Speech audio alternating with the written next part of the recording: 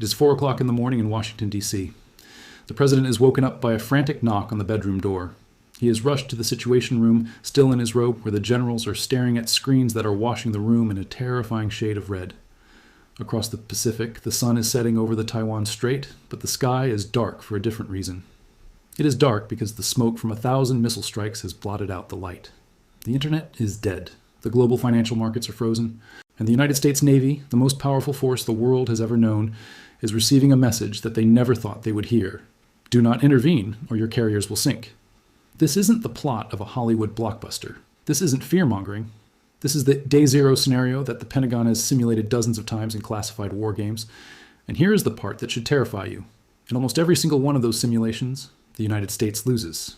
Welcome back to George Vance Live. I am your host, George Vance, and today we are looking into the abyss.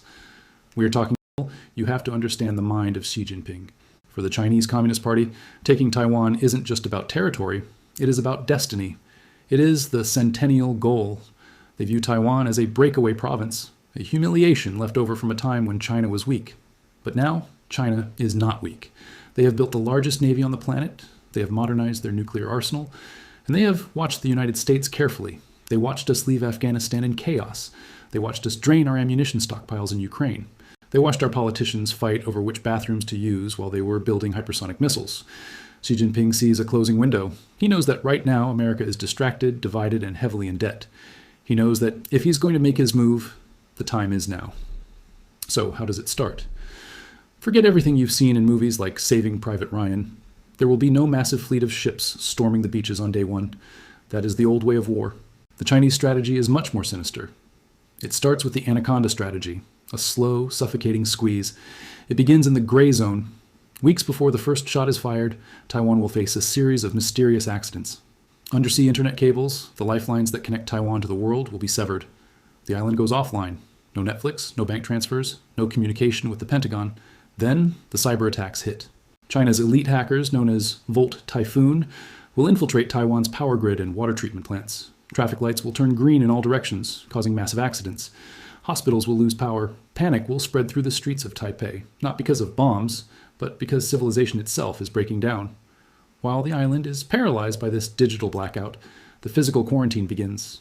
You have to remember a critical geographical fact.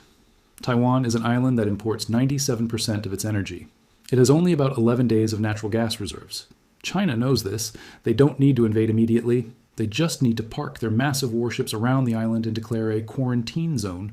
They will claim they are inspecting ships for weapons, but in reality, they will stop the oil tankers. They will stop the food shipments. They will stop the coal. Within 2 weeks, Taiwan goes dark. The economy collapses. The people are starving, and the world watches, paralyzed, debating whether stopping a ship is an act of war. China puts the ball in America's court.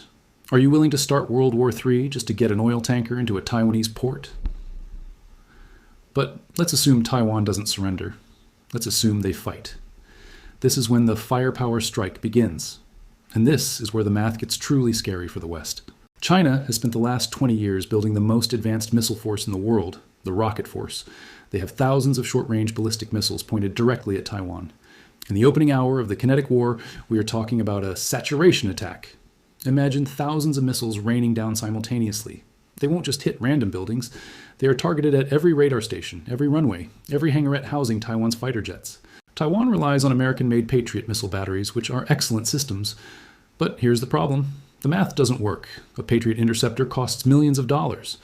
A Chinese offensive missile costs a fraction of that. And China has 10 times more missiles than Taiwan has interceptors. It is simple attrition. Taiwan's air defenses will be overwhelmed in the first 48 hours. Once the radar is gone, Taiwan is blind. And a blind fighter is a dead fighter. Now, I know what you're thinking. George, what about the U.S. Navy? What about the aircraft carriers? Why don't we just sail in and blow them out of the water? This is the most dangerous myth in American society today. We are still living in the glory days of 1991. We think we can sail anywhere we want.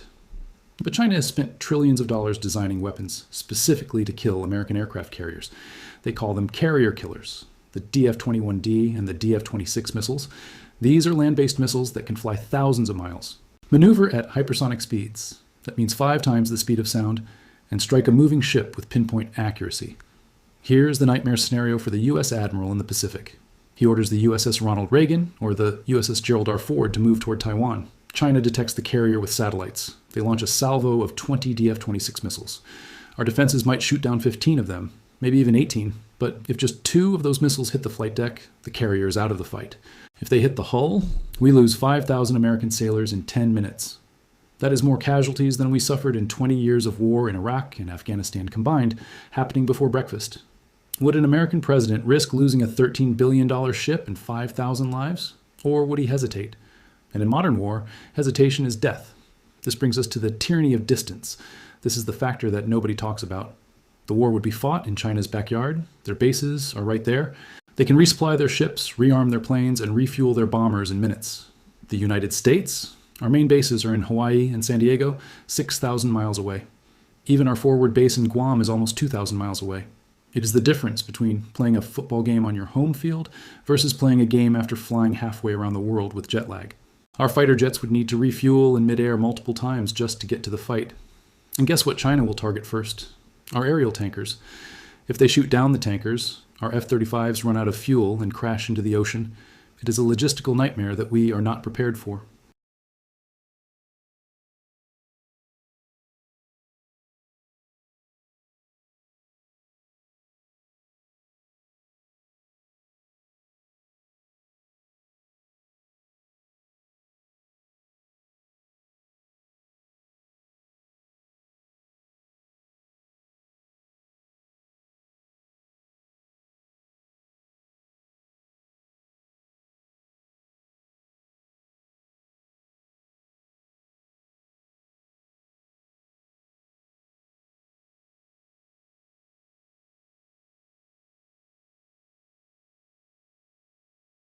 And then there is the ammo crisis. We saw in Ukraine that high-intensity warfare burns through ammunition at a rate that is hard to comprehend. But a war with China would be a different beast entirely. The Center for Strategic and International Studies, CSIS, ran a series of war games recently. Do you know what they found? But the consequences of this invasion go far beyond military defeat. Let's talk about the Silicon Shield. Let's talk about TSMC, the Taiwan Semiconductor Manufacturing Company. This single company produces 90% of the world's advanced microchips. These are the brains inside your iPhone, your laptop, your new car, the hospital's MRI machine, and yes, the guidance systems of American missiles. If China takes Taiwan intact, they control the future of technology. They would have a stranglehold on the global economy. They could simply cut off chip shipments to the US and our economy would grind to a halt. No new cars, no new servers, no new phones. However, the more likely scenario is the scorched earth policy. If the invasion looks successful, the US or Taiwan might blow up the factories to prevent China from getting them. If TSMC is destroyed, the world plunges into a technological Great Depression. It would be an economic shock 10 times worse than COVID. Estimates suggest it could wipe $2 trillion off the global economy instantly. Apple would have nothing to sell. Nvidia would collapse. The entire NASDAQ would lose half its value in a day. Your 401k? Gone. This isn't just a foreign policy issue. This is a putting food on the table issue. We also have to consider the geopolitical earthquake. If Taiwan falls, the American alliance system in the Pacific collapses. Japan, South Korea, the Philippines, and Australia, they are watching. They are relying on the American security umbrella. If they see that America cannot or will not protect Taiwan, they will realize they are on their own. They will have 2 choices. Either develop their own nuclear weapons, triggering a terrifying nuclear arms race in Asia, or bow the knee to Beijing and accept China as the new master of the Pacific. The US dollar, which derives much of its value from our geopolitical dominance, would suffer a catastrophic loss of confidence. The petroyuan would rise. The age of American financial dominance would end, not with a whimper, but with a bang. So why haven't they invaded yet? Because the cost is still high. An amphibious invasion, crossing 100 miles of rough ocean, is the hardest military maneuver to execute. D-Day was across the English Channel, which is much narrower, and we barely made it. The Taiwan Strait is known as the Black Ditch for a reason. The weather is terrible. The waves are high. China knows that if they fail, the Communist Party could collapse. Xi Jinping is cautious. He wants to win without fighting, or at least win quickly. But every day that passes, their military gets stronger and ours gets older. Their ships are brand new. Our ships are rusting. The balance of power is shifting, and the deterrence that kept the peace for 50 years is evaporating. This brings me to the most important question. What are we doing about it? Right now, not enough. We are selling Taiwan weapons, but the delivery is backed up for years. We are talking tough, but our industrial base is weak. We are distracted by internal politics. While a predator is sharpening its claws, the public is asleep. You talk to the average person on the street, and they think Taiwan is a type of food. They have no idea that their entire digital life depends on that one small island. This is why I do this show. I don't want to scare you for the sake of clicks. I want to scare you into preparedness. I want you to understand that the world order you grew up in is fragile. It is held together by a thread, and China is holding a pair of scissors.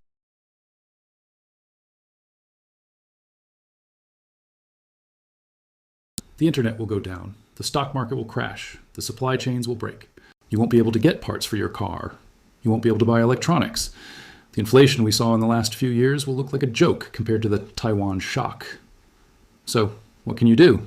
You can't stop the Chinese Navy, but you can insulate yourself. You need to get out of fragile assets. You need to understand that the global supply chain is a house of cards. If you are relying on a just-in-time world, you are going to be left with nothing. The era of cheap goods and easy peace is ending. The era of conflict and scarcity is beginning. I want to leave you with a question that I really want you to think about. If China blockades Taiwan tomorrow, and the US president announces that we are sending our aircraft carriers to break the blockade, knowing it could lead to World War III and nuclear escalation, would you support it? Would you send your son or daughter to fight for a microchip factory 6,000 miles away? Or would you say, let them have it? This is the question that will define our generation. Type fight or stay out in the comments below. I want to see where the American people actually stand on this, because I promise you, the elites in Washington have already made up their minds, and they aren't asking for your permission. This is George Vance. We are watching the horizon. We are tracking the fleet. And we will keep telling you the truth, no matter how uncomfortable it gets. Stay prepared, stay vigilant, and share this video because the time to wake up is now. I'll see you in the next briefing.